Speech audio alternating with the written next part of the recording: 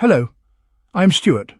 Before we start, we want to share that this video uses AI for graphics and voice, but all the information is manually researched by our team.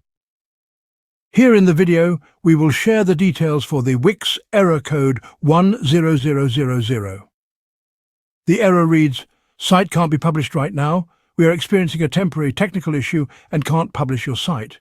Wait a few minutes and try publishing again." According to our research, this error comes when users try to publish their Wix website.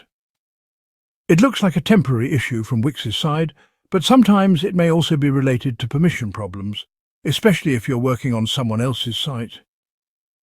The first thing you should do is restart your device. After restarting, try publishing your site again and check if the error is resolved. If restarting doesn't help, then wait for a few minutes and try again. Many users have shared that the error goes away after waiting a little while. If the error continues for too long, then check if you are logged in with the correct permissions. If you are building the site on your own session but the site belongs to your client, try logging in directly on your client's Wix session and then attempt to publish the site again. Thanks for watching. This is all we have for the error. If this video helped, don't forget to like, share and subscribe.